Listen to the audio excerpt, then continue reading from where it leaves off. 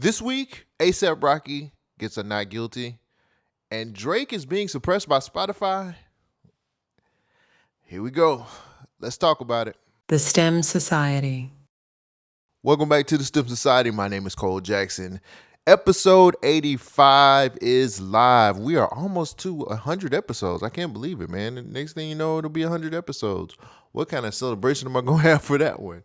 Thank you guys for coming back and joining me for another episode. Shout out to the T Show C. Hopefully I got your name right. Another subscriber, another person who became a socialite. They're coming into the society. Thank you for joining. Thank you for being a subscriber. I am on the road to 1,000. I'm trying to get to 1,000 subs by the end of March. And if you love this content, please subscribe to the channel. Let me know your thoughts about what I'm talking about. Give me some thumbs up. All of that good stuff. I'm just trying to get it out of the way because none of y'all was making it to the end when I was saying it at the end of the video. So let's just go with that. Let's do that. Man, so it's Wednesday. Hopefully you guys had a great week so far. This is the middle of the week. Hopefully your weekend was good. I personally watched the NBA All-Star break, kinda. I ended up watching Saturday night's festivities because I do still watch the 3-point contest and skills challenge and the dunk contest. God, that shit is trash. But I ended up watching some of the All-Star Weekend festivities, and I caught one of the games on Sunday because, they do it in a tournament style now. I just have to say, everybody's coming up with these gimmicks of how to improve the All-Star game and how to make it better. So I'm going to give you my pitch for what you should do for the All-Star Weekend, NBA All-Star Weekend. Never do it again. Let it go. It sucks. It's trash. It's a waste of time. They don't play basketball. Nobody's doing anything. Just give them their week off and just let people know who made All-Star and just not do it anymore. The players don't want to do it. It feels like it kind of feels forced. It was a couple of people who actually played a little bit. I know Wembanyama was actually trying to play hard. And SGA was trying to play hard. Like those two guys. But they're not American basketball players. They're, foreign basketball players. So I think they look at it a little bit differently. But I personally feel like y'all should just kill it off because everybody has their own idea, and then it's just like, we just need to monetize it more. Why would you want to monetize something that all these niggas get paid $200 and $300 million? What is $1 million going to do as an incentive for people playing basketball that makes way more than that? You get what I'm saying? Like, everybody has this idea of what we should do to change it and make All-Star Weekend great. Kill it. Destroy it.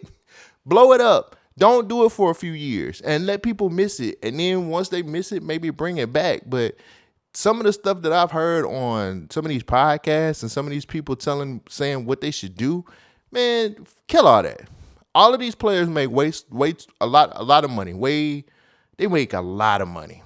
I ain't gonna say way too much because I ain't trying to count nobody's pockets. But at the end of the day, instead of just giving them money to play, just give them that week off. That's what most of them want. They want this week off because if I gotta watch another trash weekend like that, I might as well just look at the clips. I just wanted to see some of my favorite players do the skill challenge and the 3-point competition, but that shit was garbage. It was hot trash. There's no saving it. The players don't want to play, and it just, it's dumb now. It's just stupid. Kill it. Kill it off. Hey, NBA, you want to do something special for the week for All-Star Weekend? Just hand out money to the people who made it to who got voted All-Stars and let people miss it. Because it's not going to get any better. It's never going to get any better after this bullshit. So that's my 2 cents. I know a lot of people was just like, pay the players more. Pay them $1 million. Bullshit. Get out of here. Also, another thing that I watched, which was I currently live in the UK. Love London. I love it here. This is wonderful. I watched I watched a little bit of the MOBOs. Now, the MOBOs is Music of Black Origins Awards. It's basically a black award show for hip hop, grime, UK drill, R&B, soul, reggae, jazz, gospel. They even do awards for podcasters, media personalities, a lot of stuff. I follow a lot of UK media personalities like ZZ Mills or Madam Joyce or what's the name of that other podcast? RTM. What is it? What are those dudes' name? Three. I can't remember the name of it, but I follow a lot of UK media personalities. I'm trying to make it in UK media while I'm here as well. And I've never seen the MOBOs before. Didn't know what it was. I just seen a lot of hype for it. So when I finally watched it, I realized they have it together. BET, you need to take notes because that's how you're supposed to do a black award shows. Here's some of the categories. They have best male act, best female act, best hip hop act, best grime act. They have a freaking award for grime. They have an award for drill. They have an award for best newcomer, song of the year, album of the year, all of that stuff. They even have for media personality of the year, all of this. It's a lot of black excellence in that room. And I was amazed that it was, I've never seen a black award show be as classy and as respectful to black people as this was. And I'm going to go back and watch the full show because it was really cool performances there and everything. Vibes Cartel showed up. It was a lot of cool shit there. And I was like, why don't we have that kind of award show in America? Like, we don't praise that there. And I know here recently in the last few weeks, it was a lot of black British culture and black American culture, kind of a divide because of the Kendrick Lamar halftime show, which was whatever. People was going off of one podcaster who basically talks about partying and relationships and just took it to another level.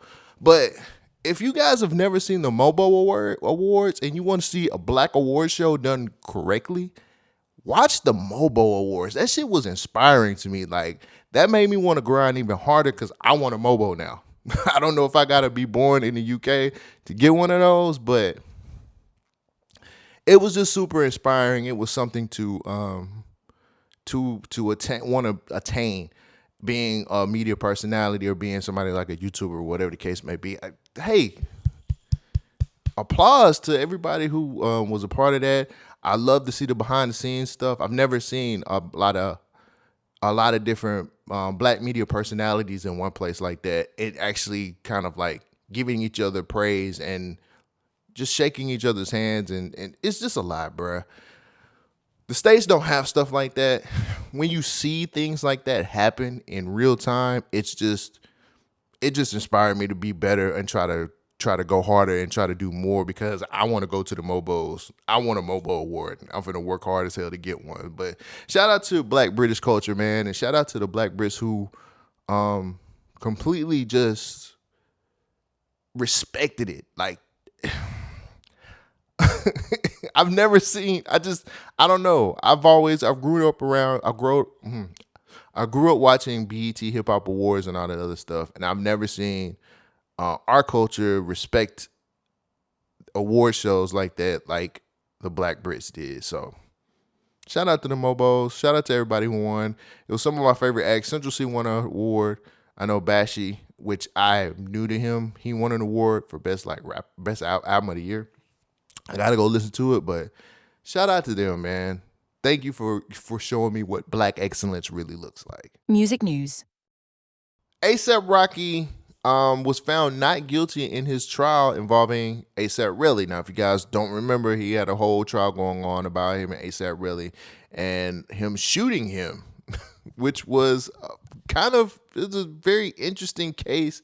We got to see a lot of people take the stand. I know Relli took the stand. And we got to see what went down. Now, the trial went on between January 24th and February 14th, Valentine's Day of all things. The debate was the biggest thing in the trial was the gun real or not? Everybody was talking about A$AP Rocky having a starter pistol, if I'm not mistaken, or a prop gun, wherever it is, and shooting A$AP Relli.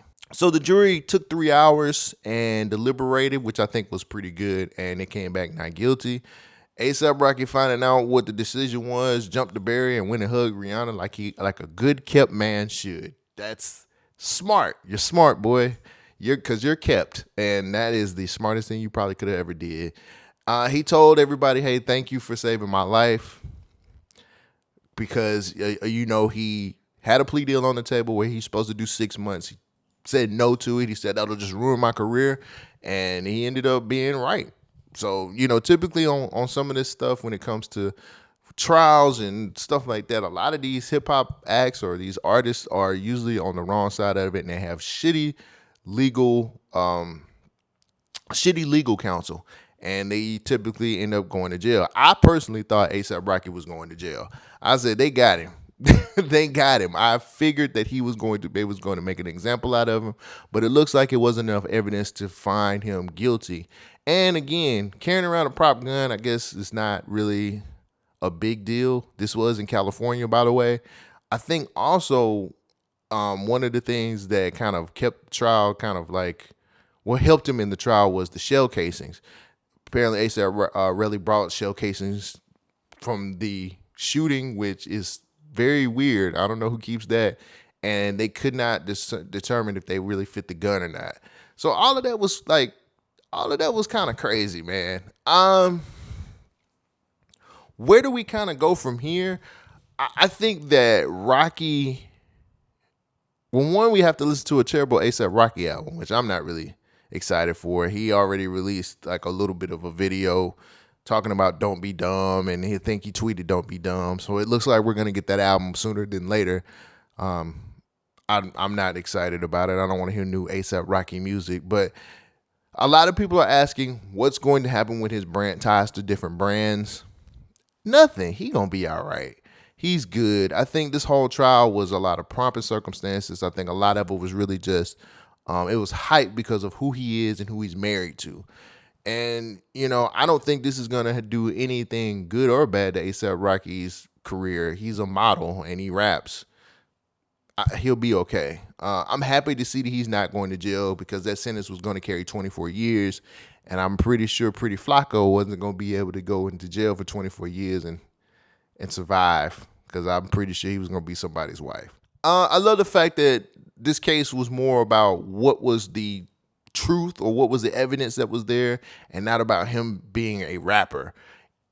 Even though if it was any other rapper, I'm pretty sure he wouldn't went to jail. If he was somebody else, if this nigga was like Cassidy, he would have went to jail. Hands down. If that was Cassidy would have went to jail. No ifs, ands, and buts about it. But I'm happy to see that Rocky is free. I'm happy to see that A$AP Rocky got past this whole situation. I'm glad that we don't have to see Rihanna go into the courtroom with 2 kids anymore, because I'm pretty sure that sealed the deal as well. I'm just happy that this is moving forward and we don't have to worry about anything else pertaining to A$AP Rocky. The only downside is we get this shitty ass album that I know is going to suck. So with that being said, salute to A$AP Rocky. I'm glad that you are free. You got not guilty. Congratulations, my friend. You have made it to the big time. All right. I seen a video on Twitter that was very interesting, and then I kind of went into a little bit of a rabbit hole.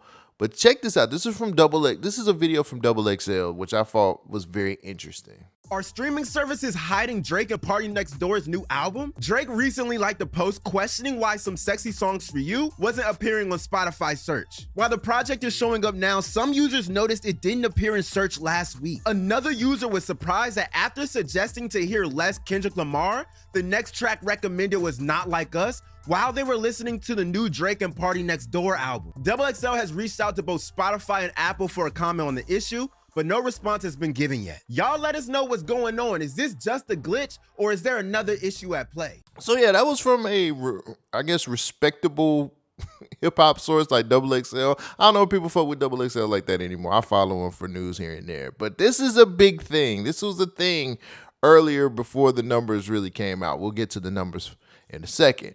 But people were actually giving this theory that Spotify was suppressing Drake and Party Next Door's collab album, which is not far-fetched to me.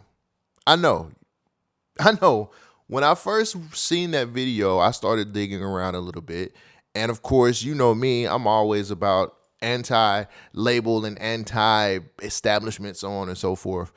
And it really felt like at one point in time, they were trying to suppress this album, because I actually tried to test it out myself. I went on and typed it in, and it didn't automatically pop up for me. Now, for me, that made me feel like, oh, they really trying to suppress this dude, because like I told you in my last video, I went ahead and bought the album when I got the pre-sale code. When I got that code to go ahead and pre-sale, I just bought it because I did not know what was going to happen because of the Drake and UMG situation. And I really didn't think it was going to be good for him anyway when it comes to streaming. Fast forward. Now, when I tried to do it, I typed it in a couple times. Now, instead of me, I did like everybody else did. I typed in Drake's name first, and the only thing came up on Spotify was his name and so on and so forth. But the new album never popped up. Typically, you'll get the new album when you put somebody's name in. Didn't pop up at first. I am a person who subscribes to Tidal, just FYI, because I love to read credits. I go to Tidal, do the same thing, album pops up, no problem. So I was like, I don't go to Apple Music because I don't have an iPhone, sorry. But people were saying, me reading online, people were saying that Apple Music had no problem with the album coming up. Now, if anybody knows, Spotify and UMG have been having deals with each other for a very long time, for a number of years. They've been bedfellows for a very long time. They just did a new deal with each other here recently. So yeah, my skepticism was most definitely like, oh, they trying to suppress this man. They trying to make sure the album doesn't go, so on and so forth. Later, the next day, I tried it again just to kind of see if it was for real suppression when it came to this Drake album. Went back in, tried it again, came right up, no problem. So my biggest thing is, I think a lot of these sources, these hip hop news sources, really dig more into a conspiracy for engagement instead of conspiracy for education or knowledge purposes. These people really be trying to get engagement, because I got caught up in the storm too, because I really was like, yo, this might be a real thing. Sometimes a glitch is just a glitch. You know what I'm saying? Sometimes shit just is a fucking glitch. Did I fall for the bullshit? Of course I did. That's the type of nigga I am. I fall for bullshit sometimes. The engagement portion when it comes to Drake is so big, and the aura that comes around this whole situation is way bigger than what it should be, if that makes any sense. Like, I don't like the fact that these news sources have to use this person for engagement when we're not supposed to like the guy, right? Like, we're not supposed to be Drake fans. So why are we putting this out in the universe, especially if you're supposed to be a reputable hip-hop news source? Just asking. So fast forward until now, where we get the final numbers, or we get the first week numbers. 250K first week, very good. He'll most definitely get number one spot on Billboard, so on and so forth. But now that we see the success of the album, which I personally still feel like it ain't for me, just didn't hit me like that, homeboy. Now we're at a point where it's just like, oh, well, the bots helped him. Oh man, no, he lowered the price of the album so he could sell more. When are we gonna get to a point where we kind of just say Drake is still Drake? He has a fan base that is going to buy his albums no matter what. He is still the guy who's one of the biggest stars in music. It don't matter no more about the culture or hip hop culture or any of that other bullshit accepting him. I had a conversation on Instagram the other day, back and forth with somebody about Drake being Drake. Look, he's got 15 years in the fucking game. He's been here for 15 years. We're discrediting that. We're discrediting him building a fan base for 15 years. We're discrediting him actually still knowing how to put together albums, even though you might not like the album.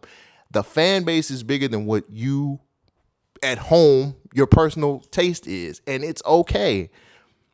I'm just to the point now where either we're going to hate this man and completely shut him out, which means we need to do a media blackout on him, or we're going to accept the fact that he's bigger than what we think he is and he can bounce back from this.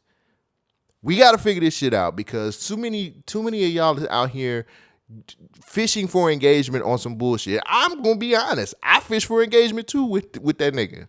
It's easy to get you niggas out on some comment type shit when you say something that ain't even necessarily negative or positive, but it's facts. It's a fact that he built a fan base for 15 years. It's a fact that he is still one of the biggest stars in music, not just hip hop, but in music.